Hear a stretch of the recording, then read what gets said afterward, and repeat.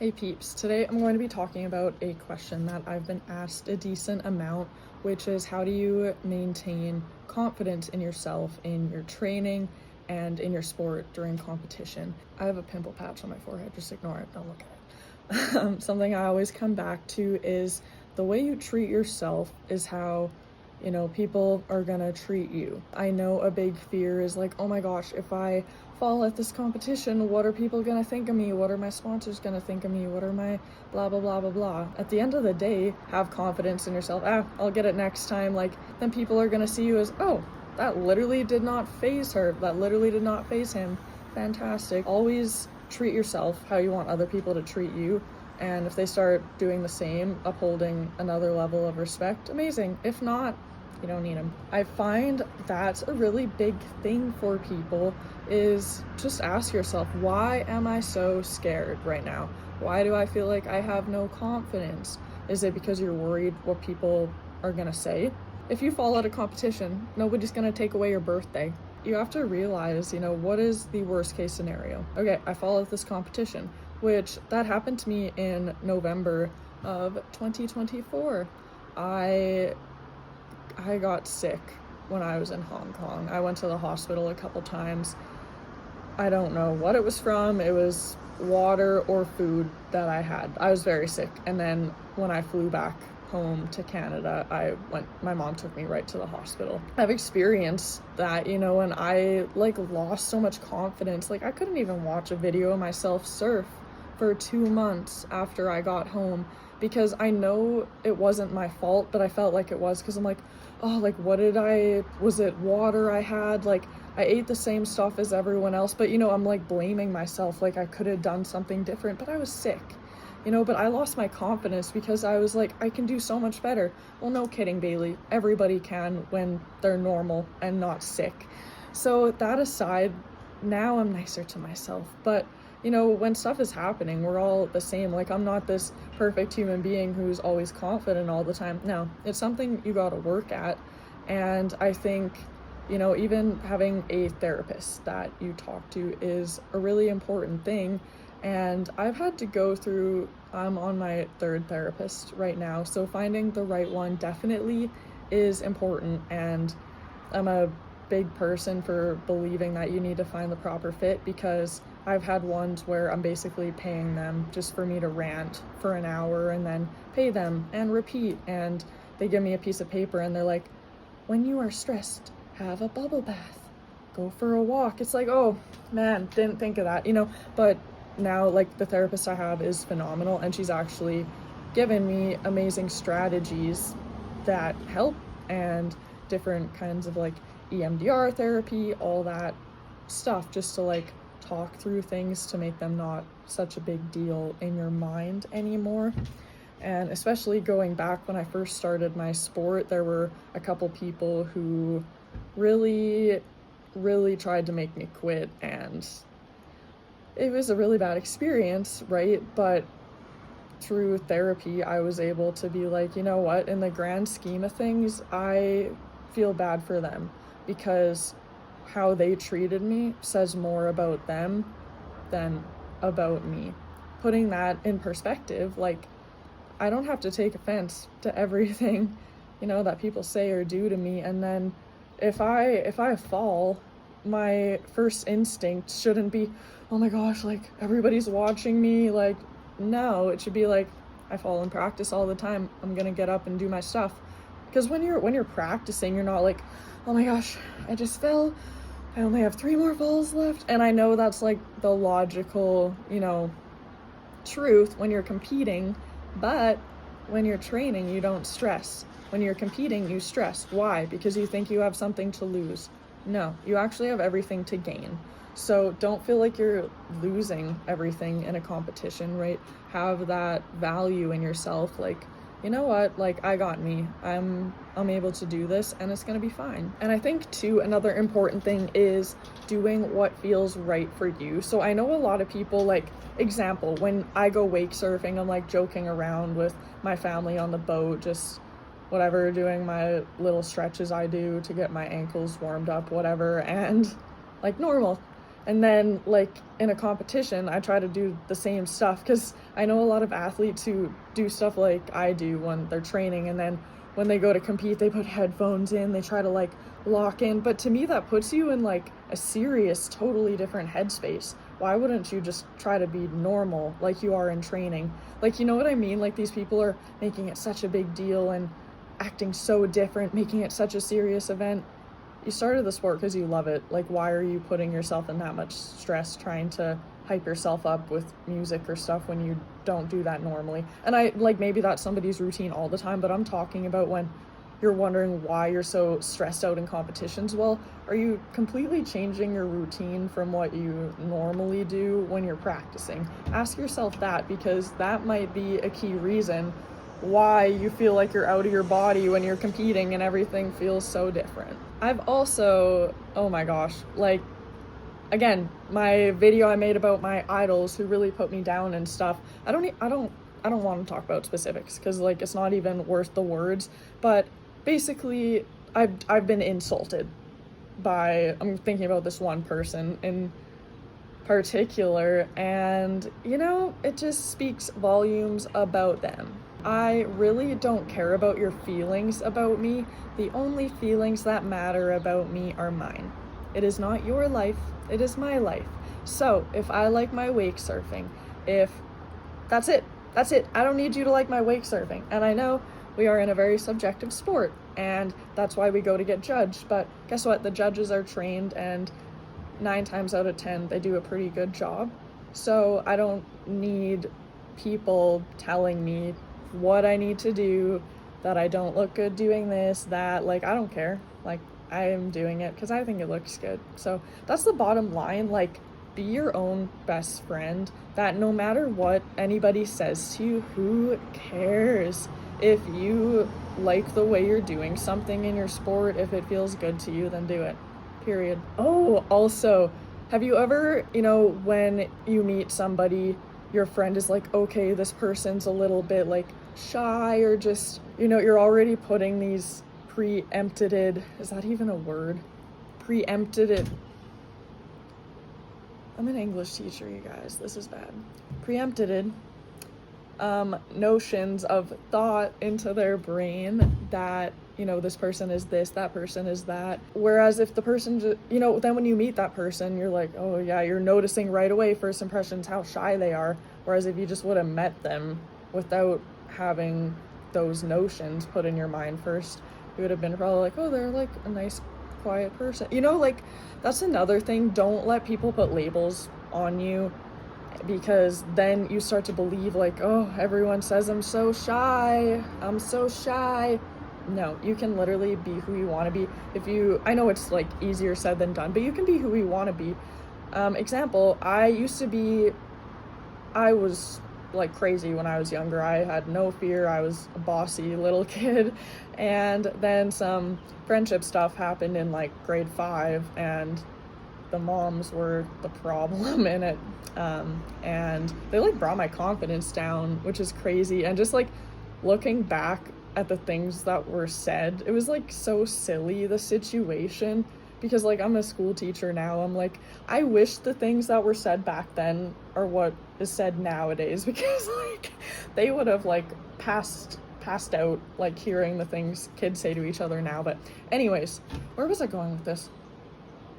Anyways, I remember being told, well, actually I heard it in a stairwell because I was like having a play date, and I heard her mom saying to someone like, Bailey's so loud when she comes over and plays, like all the other kids, they just play together so quietly. And I just remember hearing that, and I was like, oh, okay, so just like a negative connotation, like I'm loud, that's not good.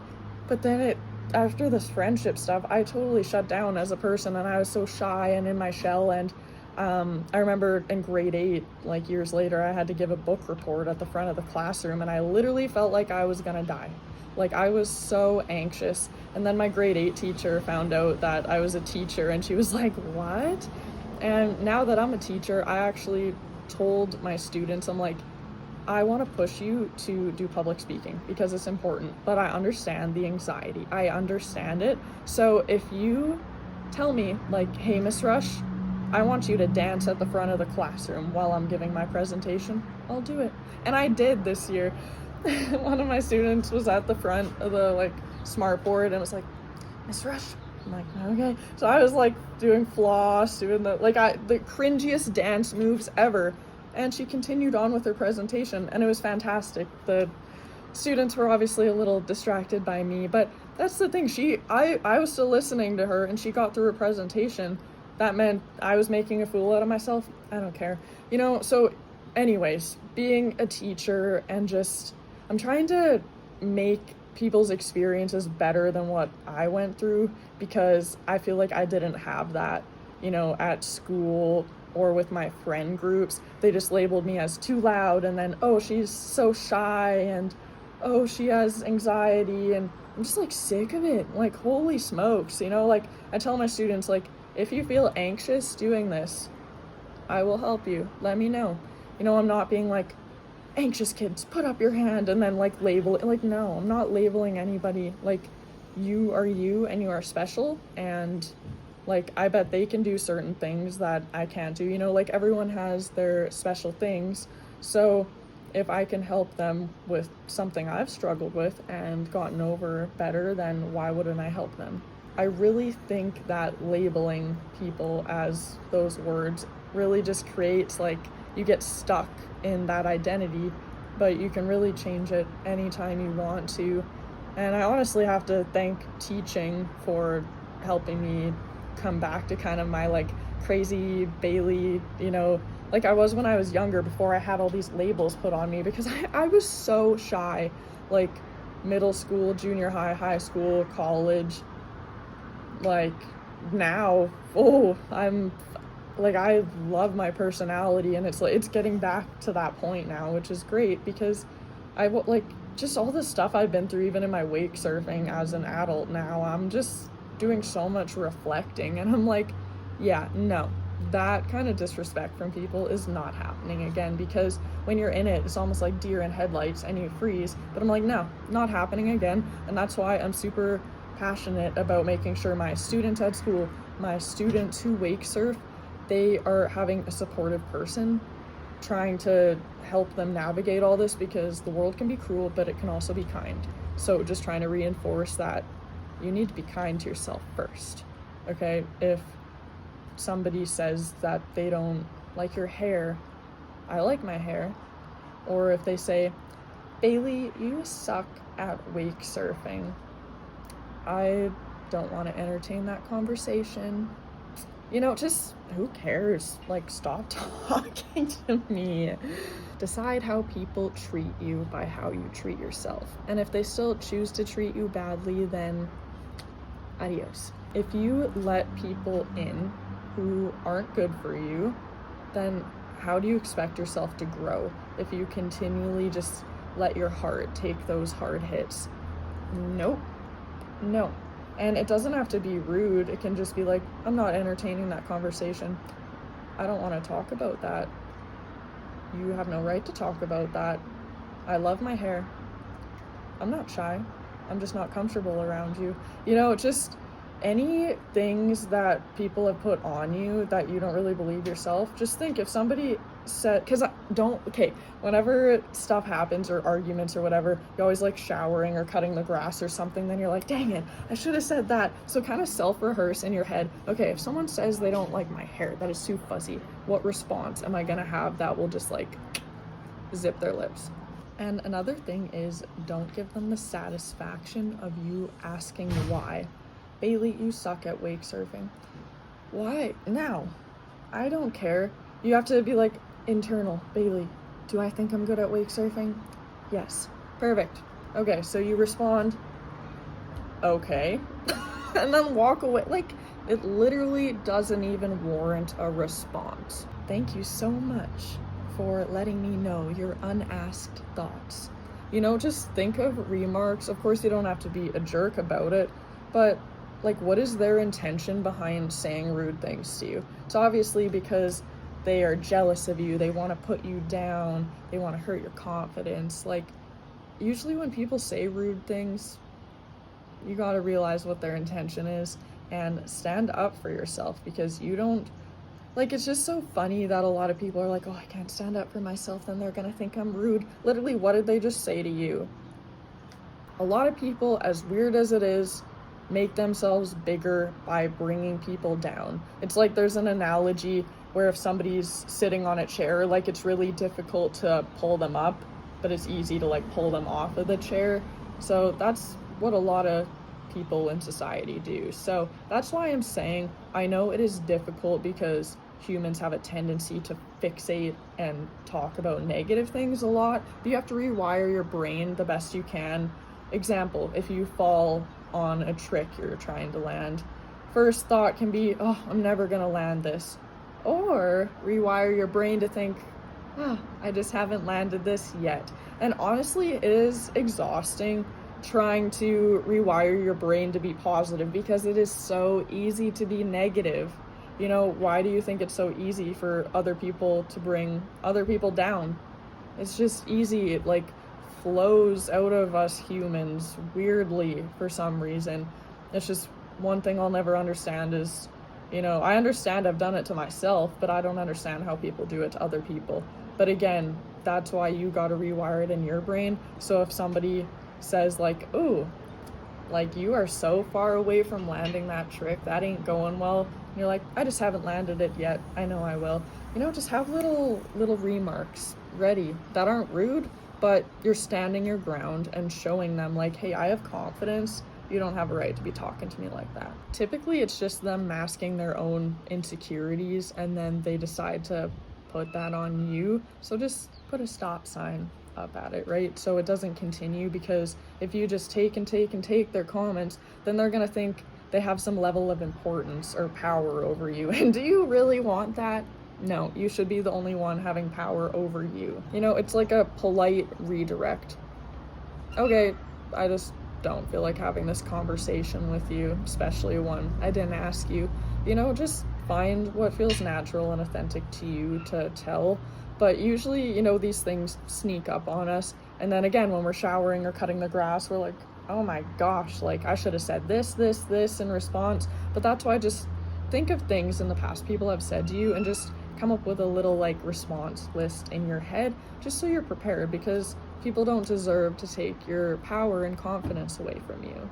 And I think that really translates, you know, between training for your sport and competing. It's all these little things every day, because example, unrelated, but if somebody at school every day said, Miss Rush, your sweater is so ugly, and that wouldn't bother me, but pretend it did bother me. And then every day I just felt like garbage about that comment. And then I went training in my sport, and then I just had a bunch of negativity about unrelated stuff in the sport, but it's still in your brain, negativity about yourself that you're believing, right? So that's why it's important, like in a lot of aspects of your life, you know, stuff transfers between real life and your sport. So if you don't deal with those real life, you know, work, school, friendship situations that are dragging you down, you know, you can transfer that to your sport. You know, how often, you know, when people start a sport, they love it, they're in the moment, but how often have you let your personal life problems creep into your brain and you start, you know, thinking about them a lot while you're doing your sport?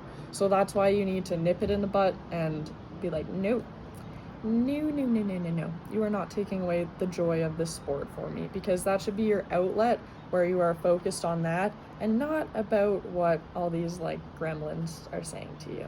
Moral of the story, do not let someone dictate your value or give opinions on you, because the only opinion that should matter is yours.